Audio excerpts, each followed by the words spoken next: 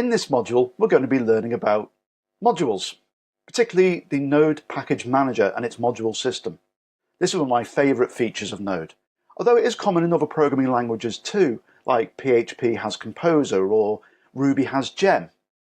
A command line tool that allows you to access tens of thousands of packages freely available to augment your existing project. Because let's face it, unless you're working on the Large Hadron Collider, or maybe for NASA, chances are what you're trying to write may have been done by someone else.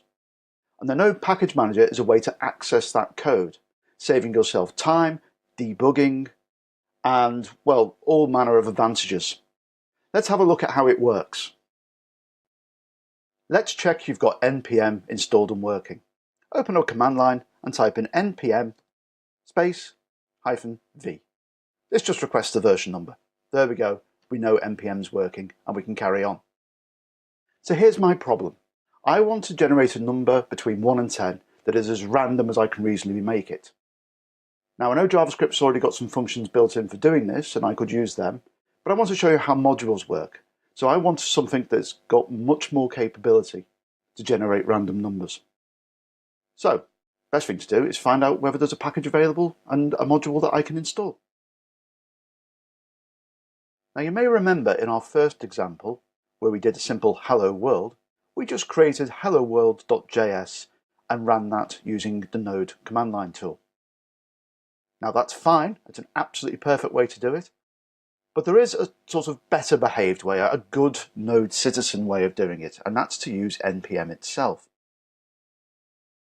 I'm in my code directory here, it's completely empty at the moment, and I'm going to write a program to generate a random number between 1 and 10. So I'll create my directory first.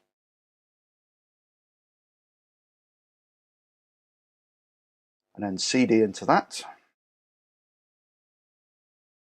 Now here, I'm going to ask npm to set things up for me. To do that, I just type in npm init. I will now be asked a few questions about the new package I'm creating. Firstly, what's its name? Well, it's already defaulted to the directory name, so that's fine. The version, we'll go with 1 for now. A description.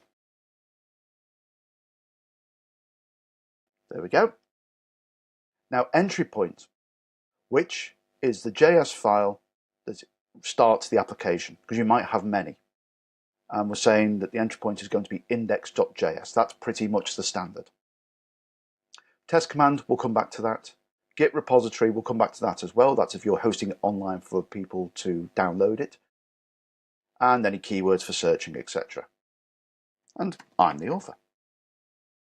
Now, license, you can choose from a range of licenses, and this is if you're going to publish what you're writing here for other people to download. So I've chosen to unlicense it, which effectively makes it a private application.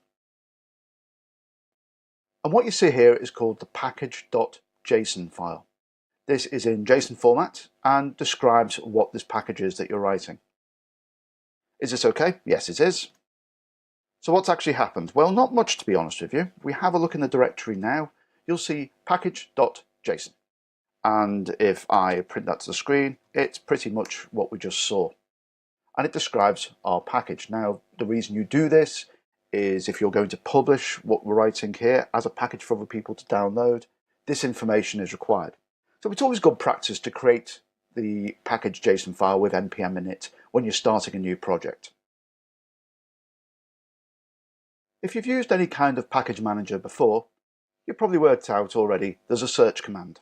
And I can ask npm to search its library of available modules or packages for something that I want.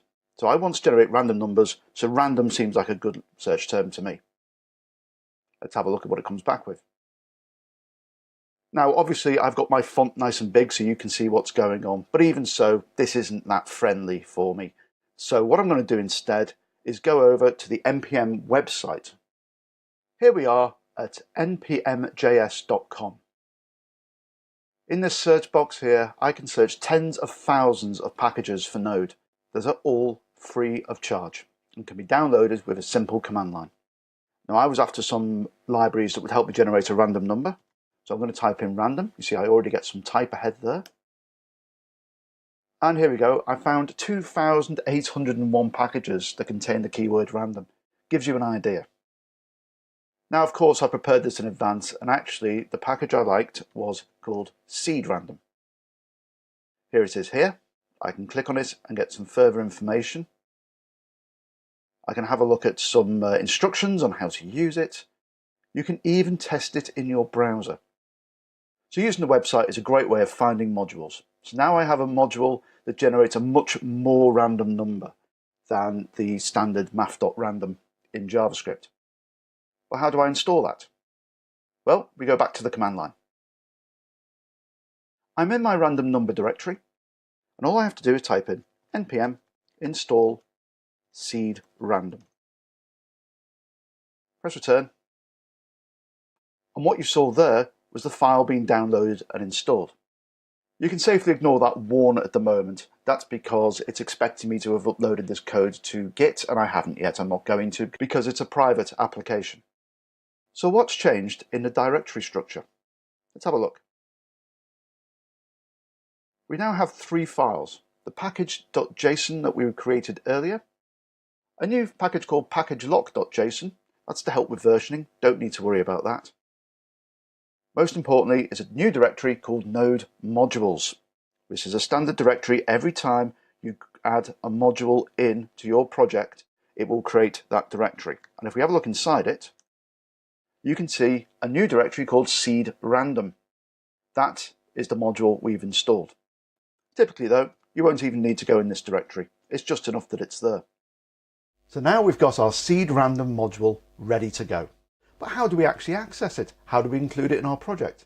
It's not the same as JavaScript in the browser. So what we're going to do, we're going to take a break now, have a tea or a coffee, and we're going to come back, and in the next module I'll show you how you're going to use that in your code.